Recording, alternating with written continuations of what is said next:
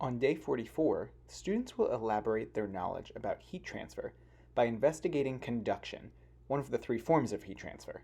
As a reminder, conduction is when thermal energy is transferred between objects that are touching. Convection occurs when thermal energy is moved by fluids, and radiation is transmitted via electromagnetic waves. How is thermal energy transferred between objects? It happens at the particle level, and the best way to understand it is to see it happening. Obviously, that's not possible in a literal sense, since atoms and molecules are so small, but there are many visual models that can represent what occurs during conduction. The previous day's demonstration with water and food coloring provided good evidence for the correlation between temperature and particle motion. The hotter particles are, the more they move and the more rapidly they move. But how does this relate to the transfer of heat through conduction?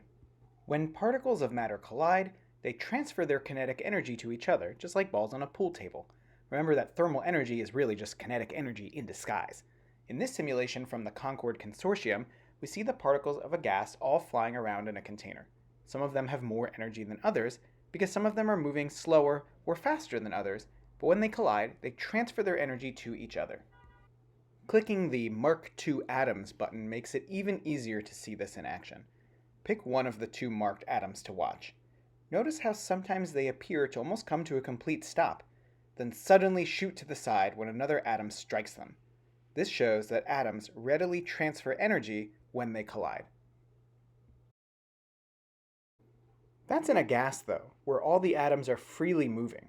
How does this work in a solid object, when the atoms don't move all around, but instead just vibrate or jiggle in place? The video provided on slide 13 includes a great visual demonstration. In this key part from the video, about halfway through, it shows a particle-level explanation of conduction in a metal spoon. Particles in a solid vibrate in place rather than moving around, but the hotter they get, that is, the more thermal energy they have, the faster they jiggle. This also means that they jiggle up against their neighbors more, transferring their energy in much the same way as the gas particles did. As the neighboring particles start to move, they jostle up against their neighbors, and so on until the whole collection is moving more than before. Since particle movement is the same as thermal energy, this means that the whole collection of particles has really heated up. Here's an example of this using very simple materials. I have an icing spreader, which I chose because it's long and made of metal. And if I take the temperature at different points along it, you can see that it's pretty much the same temperature all the way across, right around 70 degrees. Next, I'm going to put pieces of ice at different points along the spreader, and then I'll pour boiling hot water into the mug. This will heat just one end of the spreader, and the ice melting will provide evidence of any local temperature increases along the metal.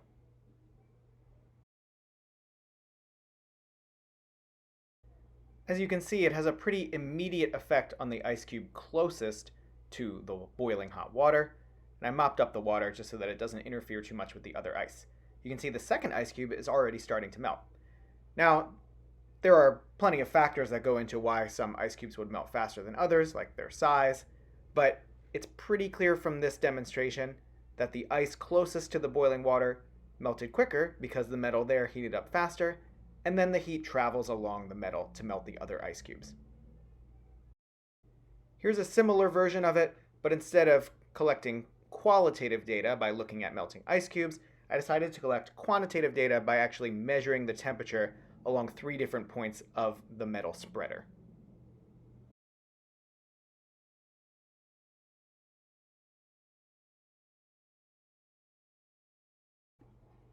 Just as before, I'm going to put boiling water underneath just one end of the spreader. Then I'm going to measure its temperature periodically right above the hot water, just to the right where the metal touches the edge of the cup, and then all the way out at the far end.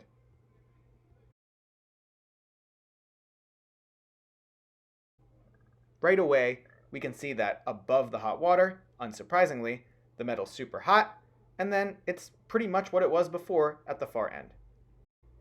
We can see from a continuous measurement that it creates a gradient from hottest right above the water to coldest all the way at the other end.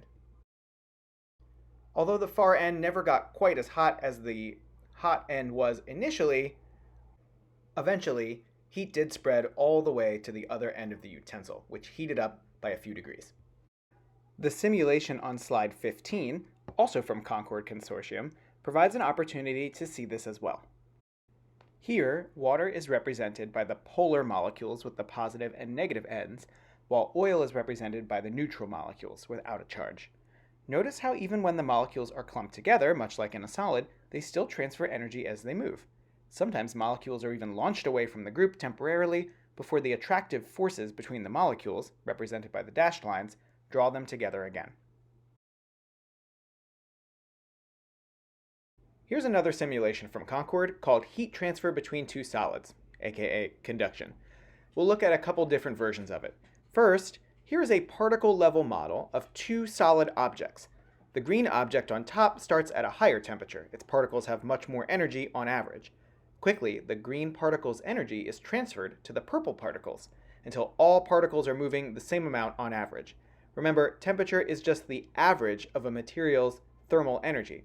So this shows how thermal energy is transferred through conduction from a hotter object to a cooler object. Here that is again, but this time when a particle has a lot of energy, it turns red. When it has less energy, it's gray. At first, all the red is in the particles in the top area, but soon the red spreads out to all of the particles in the whole simulation. This happens as a result of the many small collisions that take place between the particles in the solid objects. Even though they're not flying around like the particles in a gas, they still move a lot and transfer energy to one another. For more about how this all relates to the food coloring and water demonstration from the previous day, check out the video included with the slides for day 43.